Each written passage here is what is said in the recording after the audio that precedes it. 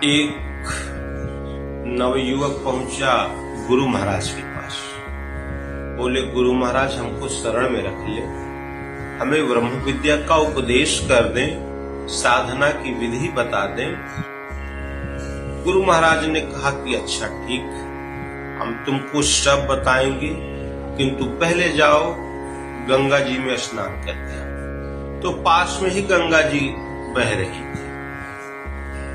वह नवयुवक गया, गंगा जी में स्नान करके आया तो इधर एक लड़का, भंगी का लड़का, आश्रम में सफाई कर रहा था। तो गुरु महाराज ने कहा कि बेटा देख, वो जो नवयुवक आया है वो गंगा जी में स्नान करके आ रहा है, ऐसा करना, तो ये जो झाड़ू लगा रहा है ना, ऐसे झाड़ू लगाना कि धूल गर्दा थोड़ा उसके ऊपर पड़े। तो आज्ञाकारी शिष्य था वह लड़का। बोला ठीक है गुरु महाराज। गुरु महाराज के चरणों में प्रणाम किया और जिधर से वो नवयुवक आ रहा था उधर ही लगा झाड़ू लगाने, धूल गर्दा उड़ाना शुरू कर दिया। उस नवयुवक ने बहुत रोका, अरे रुको रुको भैया, रुको रुको, लेकिन ये आज्ञा पालन में लगा रहा लड़का और तेजी से झाड़ू लगाना शुरू कर दिया। बाद में जब धूल उसके ऊपर पड़ा, गर्दा उस नवयुवक के ऊपर पड़ा, तो लगा गाली दे, खूब गाली दिया। ईंटा पत्थर उठाया, 2-4 ईंटा पत्थर भी मारा, लेकिन लड़का सावधान था, वो अपना निकल गया, दूसरी तरफ भाग गया वहां से। फिर वह नवयुवक गया, गंगा जी में स्नान किया और फिर गुरु महाराज के पास आया। तो गुरु महाराज ने कहा कि अभी ये भूखता भी है और काटता भी है, जाओ ओम अथवा राम किसी एक नाम का जाप करो, 1 वर्ष इस नाम का जाप करके फिर आओ, तब हम तुमको उपदेश करेंगे। वो नवयुवक लगनी था, गया घर, लगा नाम जपने, 1 वर्ष नाम जपते रह गए। 1 वर्ष बाद फिर आया गुरु महाराज की शरण में। बोला, हम महाराज जी हमको ब्रह्म विद्या का उपदेश करें, साधना की विधि बताएं। तो गुरु महाराज ने कहा, यार ठीक है, हमने कब मना किया, जाओ गंगा जी में स्नान करके आओ, फिर हम तुमको उपदेश करेंगे, साधना की विधि भी बताएंगे, सब कुछ बता देंगे। वह नवयुवक गया गंगा जी में स्नान करने।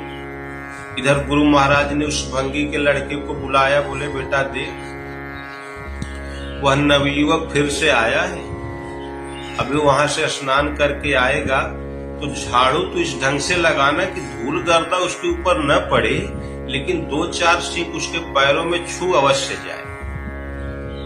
वो लड़का आज्ञाकारी सेवक, वह उस रास्ते पर ही चला गया झाड़ू लगाने, जिस रास्ते से वह नवयुवक स्नान करके आ रहा था।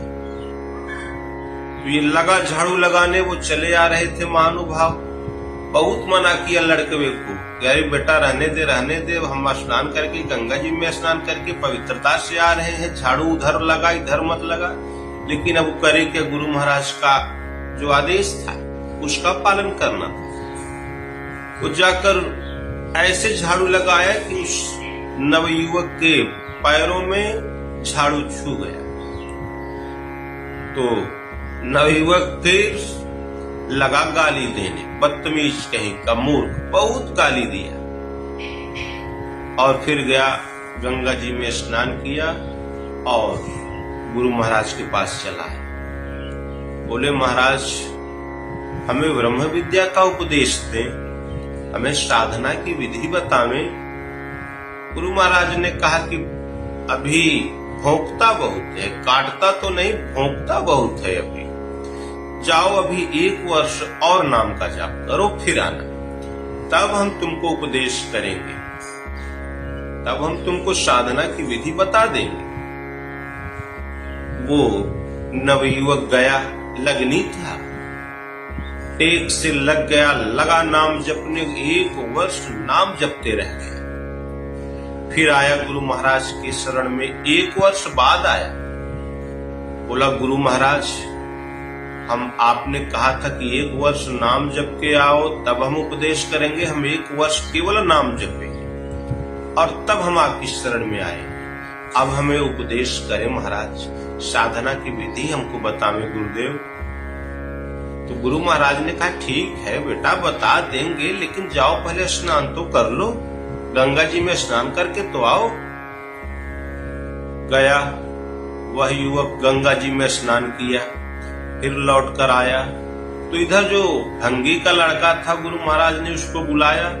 बोले बेटा देख, ये जो पत्तियां पड़ी हैं ना, गंदी की न हो, जो साफ पत्तियां हैं उसको एक टोकरे में भर ले, चला जा ऊपर और ऊपर से गिरा। जब वो सीढ़ियों पर चढ़ने लगे तो ऊपर से उसके ऊपर गिरा देना। गर्दा गंदगी न रहे बेटा, केवल पत्तियां जो साफ सुथरी हो वही रहे। वो बोला ठीक है गुरु महाराज जैसी आज्ञा। वो एक टोकरी में भर लिया सब पत्तियां, चला गया छत पे सीढ़ियों के ऊपर। जब वो नवयुवक गंगा जी में स्नान करके सीढ़ियों पर चढ़ने लगे तभी वो लड़का टोकरी उनके ऊपर पलट दिया। जितना सब फूल पत्ती था वो सब उसके ऊपर गिर गया। अब उस नवयुवक ने हाथ जोड़ा, वहीं बैठ गए और उस भंगी के लड़के से बोले बेटा भैया गलती हमारी ही थी, हमने ही नहीं देखा आपको। हम चले आ रहे थे, हमने देखा नहीं आपको कचरा फेंकते, और गलती हमारी है भैया, हमको देखकर चलना चाहिए। तो फिर गया गंगा जी में स्नान किया और गुरु महाराज के शरण में गया। गुरु महाराज ने कहा कि अब ठीक है, अब तुम्हारा मन एकदम खाली हो गया, अब न फूंकता है न काटता है, अब एकदम मन रिक्त हो गया, एकदम मन साफ हो गया। अब तुम उपदेश सुनने लायक हो गए, अब तुम साधना की विधि सुनने लायक हो गए, भजन करने लायक हो गए। फिर गुरु महाराज ने उनको साधना की विधि बताई, ब्रह्म विद्या का उपदेश दिया और वो नवयुवक गुरु महाराज की आज्ञा का पालन करने लगा। जैसे गुरु महाराज ने साधना की विधि बताई थी टेक की तरह लग गया और उन गुरु महाराज के शिष्यों में, सर्वोपरि शिष्यों में उसकी भी गणना हुई। तो भैया गुरु महाराज के पास जाओ तो अपने तन को अर्पण कर दो, अपने मन को अर्पण कर दो।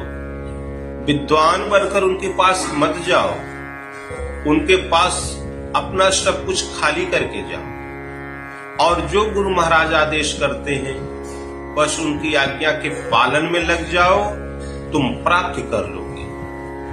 और जब गुरु महाराज की आज्ञा का उल्लंघन कर दोगे तो गुरु की आज्ञा उल्लंघिके जो नर काहू जाए, जहां जाए तहां काल है, कहे कबीर विचार। जहां जाओगे वहां तुम्हारे लिए काल ही खड़ा है। कबीर दास जी बहुत विचार कर निर्णय देते हैं, तो इसलिए आज्ञा पालन ही भजन है। और